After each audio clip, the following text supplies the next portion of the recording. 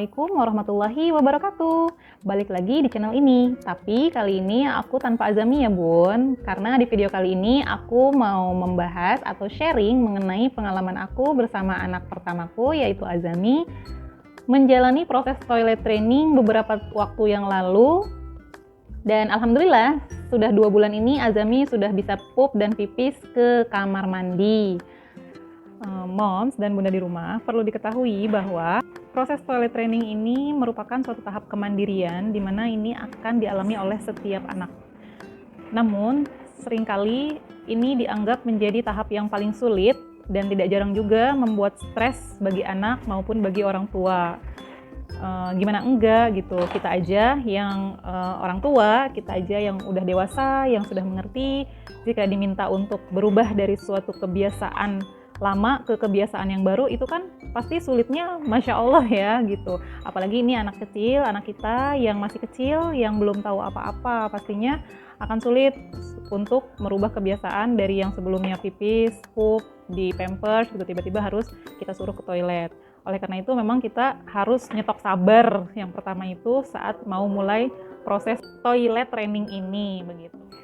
Jadi moms atau bunda di rumah, di balik keberhasilan toilet training yang sudah kita jalani itu banyak sekali drama dan kita memakan waktu cukup panjang. Itu tuh hampir 1 tahun aku menjalani proses ini bersama anakku dan bersama suamiku juga tentunya yang ikut banyak membantu juga gitu, karena proses ini tuh tidak bisa dilakukan sendiri aja, harus semua orang rumah terlibat seperti itu.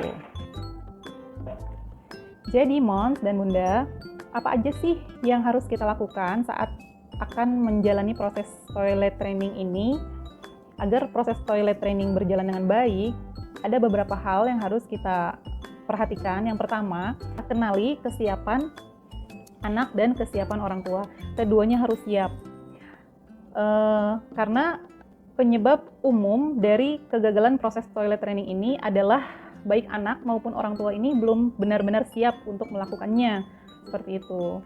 Ketidaksiapan orang tua ini banyak memicu kepada ketidaksabaran orang tua yang memicu kepada kemarahan. Nah, ini biasanya akan membuat anak trauma atau anak malah takut untuk ke toilet seperti itu.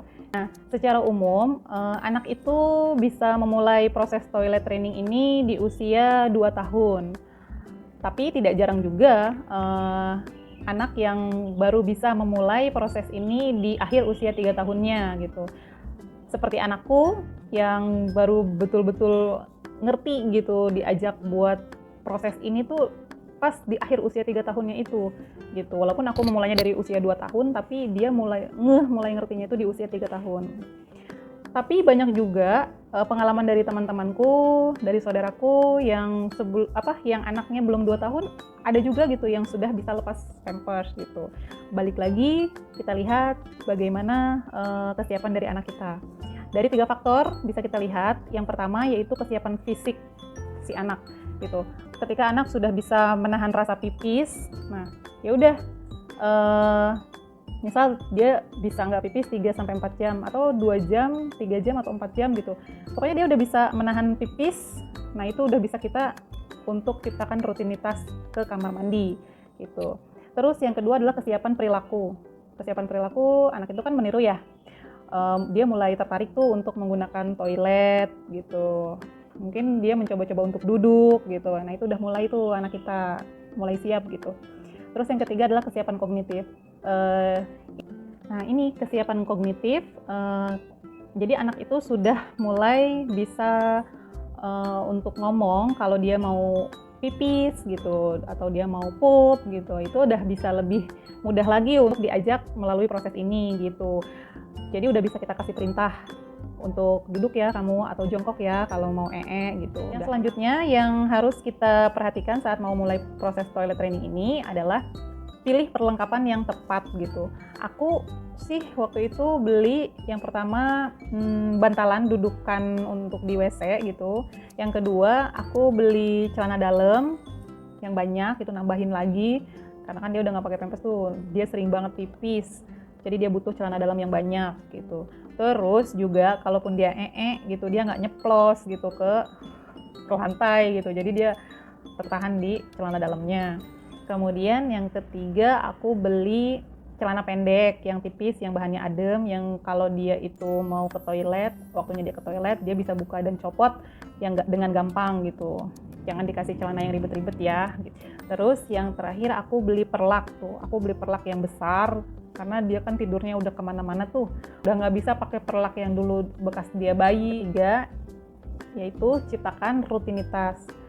Tadi kan dari kesiapan fisiknya anak kita sudah bisa menahan rasa pipisnya dalam rentang waktu beberapa jam gitu. Jadi udah bisa kita jadwalin gitu. Tiap beberapa jam dia ke kamar mandi deh gitu. Asal jangan lupa aja kita ngabsen. Kalau sekali lupa aja gitu, ya udahlah banjir lokal di mana-mana gitu. Siap-siap aja gitu. Makanya tadi dari pertama aku bilang, ya hal yang pertama yang harus kita siapkan kalau mau mulai toilet training yaitu nyetok sabar yang banyak. Yang keempat, ajari cara melakukannya. Cara melakukan cebok, cara melakukan pipisnya, kayak gitu, diajari yang baik dan benar, kayak gitu, pelan-pelan gitu diajari. Yang aku alami ya, sekarang ini kan Azami udah pup sama pipisnya di kamar mandi, tapi saat kita lihat gitu dia pipis, dia tuh pipisnya kemana-mana, ke tembok gitu. Jadi harus kita perhatikan lagi, masih ada banyak PR setelah dia mau pipis di kamar mandi ataupun yang di kamar mandi. Yang kelima, yaitu tunjukkan bahwa kita selalu siap untuk mendampingi. Kalau kita sudah menciptakan rutinitas dan kita harus selalu siap untuk mendampingi. Misalnya kalau malam-malam dia minta pipis, bahkan jam 10, jam 11, bahkan jam 1, jam 2 dia akan minta, "Bun, aku mau pipis." Gitu. Dan satu lagi yang paling penting adalah jangan lupa berikan pujian saat anak kita sudah berhasil gitu, dia sudah bisa untuk bilang mau pipis, mau pup gitu, dan dia sudah bisa melakukan sendiri gitu. Jangan ragu untuk memberikan apresiasi buat anak kita. Dan tips yang terakhir yaitu konsisten. Kalau kita sudah melakukannya dari step 1, 2, 3, 4, 5 itu ya sudah, tinggal kita konsisten. Kalau misal kita mencobanya untuk mentoilet di siang hari. Ketika siang hari sudah berhasil, ya sudah, langsung kita mulai ke malamnya gitu. Jangan dijeda gitu. Dan yang paling penting menurut aku dari proses ini adalah bagaimana setiap harinya kita melalui proses ini tuh dengan bahagia gitu. Jadi jangan sampai anak merasa tertekan begitu.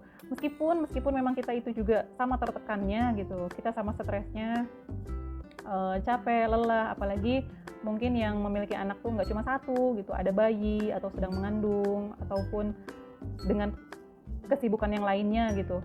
Karena kan urusan rumah tangga itu banyak banget ya. Cuman tetap yang harus kita jaga adalah perasaan anak gitu. Jadi kalau memang disinilah yang paling penting itu ya kesiapan anak itu. Kenapa menurut aku penting? Karena saat anak itu belum siap gitu, ini akan mempengaruhi mood kita juga gitu. Kalau seperti tadi kan, anak aku masih belum bisa ngomong gitu, masih belum bisa komunikasi dua arah, masih belum bisa diajak ngomong. Kita paksain buat toilet training, ya sudah, akhirnya aku harus ekstra sabar, ekstra menahan marah gitu, seperti itu. Padahal kalau aku lakukan telat pun gitu nggak masalah juga, karena toh dia juga akan mengerti di usia segitu-gitu juga gitu. Maka dari itu jangan khawatir saat anak kita mungkin penilaian orang itu telat dalam menjalani prosesnya. Yakinlah anak kita tuh akan bisa apapun di saat waktu yang sudah tepat gitu. Oke moms, cukup sampai di sini aja ya video aku kali ini. Mudah-mudahan bermanfaat. Dan yang terpenting adalah untuk terus menjaga hati kita untuk tetap bahagia. Karena mengurus anak itu perlu banget hati yang bahagia. Jangan lupa like kalau kalian suka video ini, subscribe bagi yang belum, dan share ke teman-teman jika memang video ini bermanfaat. Aku akhiri dengan Assalamualaikum warahmatullahi wabarakatuh. Sampai ketemu di video selanjutnya. Dadah!